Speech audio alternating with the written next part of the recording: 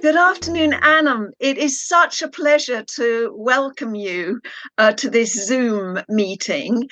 You're live in Parliament, I think, aren't you, at this very moment? I am indeed. Thank you so much for having me. And I'm currently in a committee room, anxiously watching the door to make sure no one comes in because I've kind of stolen or taken over this room.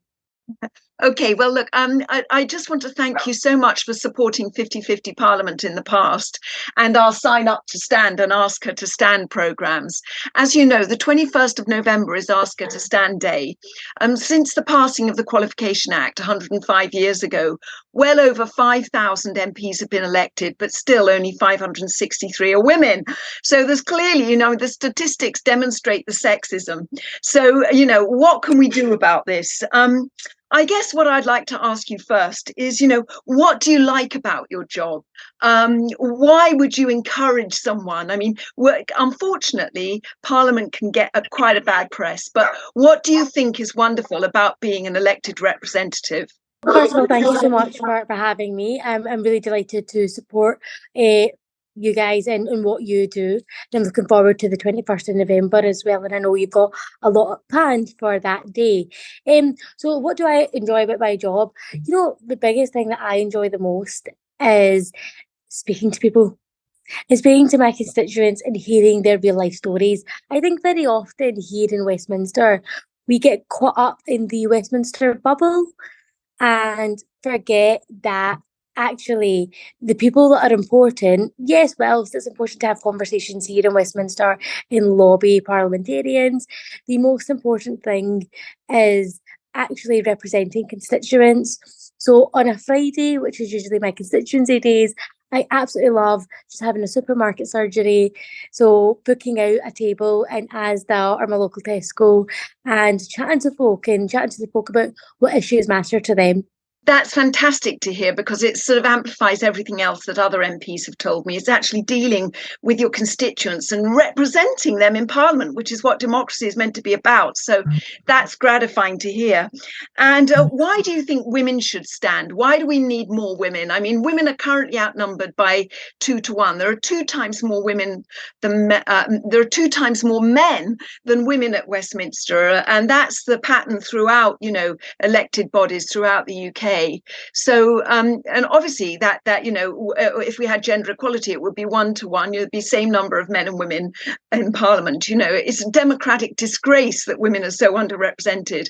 Why do you think we need more women on elected bodies throughout the UK and in Parliament? I could sit here and give you loads of different reasons, but I think actually the most important reason is because we live in this country, because we are members of society, and there's nothing more, there's nothing less than that. And for me, it's that basic principle that if you want a parliament or a government that's representative of the people, that is meant to represent, then it has to have that representation of women there. There's no two ways about it. Absolutely. I mean, women's experience counts as much as men's, and our voices should play an equal part in all the decision making and building the future of the And I country mean, and yeah, the and world. actually, yeah, exactly. And on that, one of the conversations I have very often in Parliament is asking why, when we're creating policy, that not everything's done really through the prism of a woman or through feminism, and actually thinking about how this policy is going to impact women. Because if we get into a situation that we're doing that, in actual fact, all that's going to happen is all of society is going to benefit. Well, absolutely, because most people in society are women, actually. We're 51% of the population. Indeed. So we are the majority in life, but the minority in Parliament. Um, why do you think initiatives like Ask Her to Stand are important? I mean, the evidence suggests that women need to be asked 3 times before they will consider standing for elected office. Have you got experience of that working, asking women and then putting themselves forward, or did somebody ask you to stand? Thank you so much. And I think it is so important that we have events like Ask Her to Stand. Because I look at myself, for example, I'm not that young, I'm 31, but I'm still going to keep calling myself young. I'm a young Muslim woman who is an ethnic minority, who's the child of immigrants and the grandchild of immigrants. So for me, I didn't see myself in Parliament. I didn't see anyone there that looked like me. So for me, for however long the people of Airdrie and Shotts will re-elect me as their MP, and that's their decision. I hope that they do, and I hope they see the good work that I've done since my by-election in 2021. But for Parliament to be representative, it's really important that for folk like myself who have that position, that we use it to encourage other people. And it's difficult and there's challenges, and we know that on an intersectional level, there's challenges as well. So if you're young, if you're a woman, if you're a woman of colour, if, for example, you wear the hijab, there's only one hijab wearing MP in Parliament right now, Afsana Begum. And so it's really important for me that whilst I have this position, I'm encouraging as many women as possible to stand for election, because that's what happened to me. Is I had loads of people around me saying, "Do you really think you should consider standing?" I thought, well, I'm really involved in politics. I really enjoy it, but I can't really. I don't know if I'd be accepted. I don't know if I look like a politician. And well, they replied, well, you certainly don't look like a politician. You're a young woman of colour. However, that's one of the reasons why you should be standing. And I'm really proud to support initiatives like yourself and loads of others who are doing some really good work on that representation. And whenever I'm at these events, I always talk about the importance of asking women to stand for election, but also the importance of women in politics. My work as a member of Parliament could not be done without my fabulous team. And I've got swathes of caseworkers, researchers who are involved in the day-to-day running of my office, my team, and I wouldn't be able to do my work without them. And I think it's really important that we ask folk to stand. And if people, because they don't feel like that's something that they want to do, because look, at the end of the day, there's a lot of abuse that you can get, whether that's through social media or even newspapers. We need to ensure that if people don't feel like they can stand for election, they're at the very least getting involved in politics, working for parliamentarians, and maybe that can then be a step forward for them to gain that confidence to ultimately stand for election. Oh, absolutely. I mean, we only need 1 in 100,000 people at Westminster. So not all of us can do it anyway. We just need to find that one person and support them. So, thanks. It's really, really useful answers there, Anum, and especially drawing upon your experience, as you say, as a young Muslim woman. Diversity in decision making is crucial if we're going to, arrive at the best solutions to the problems that we face going forwards. There's plenty of evidence that points to that. And how important do you think allyship is, for example, from men? Is it important that men support our cause? What do you think? 100%.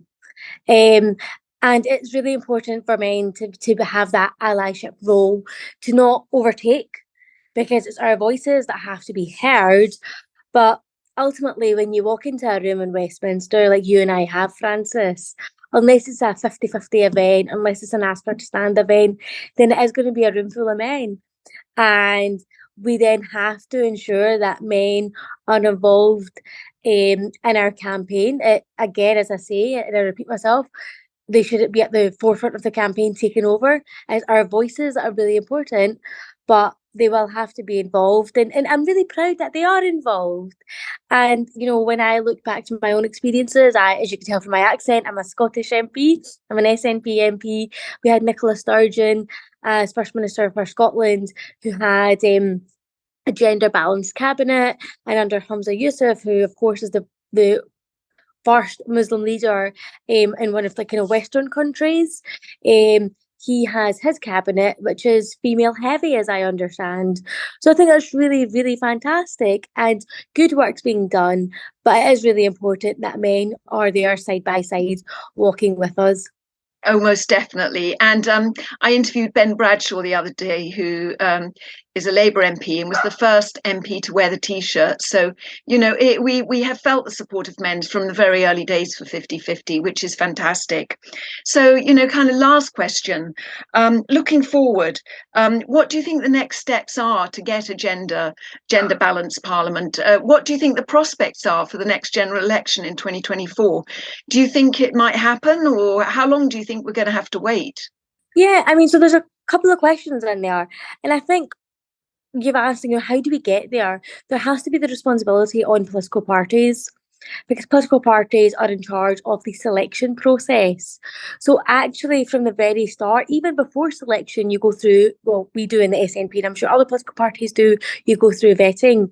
So it's really important that we're identifying women, like your initiative, like these initiatives, Ask Her to Stand, by identifying women, giving them the support in order to get through vetting and then to get through selection.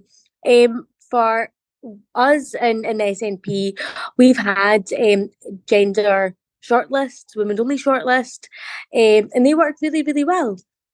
And it ensures that women have the opportunity to stand. But I think there has to be that onus on political parties.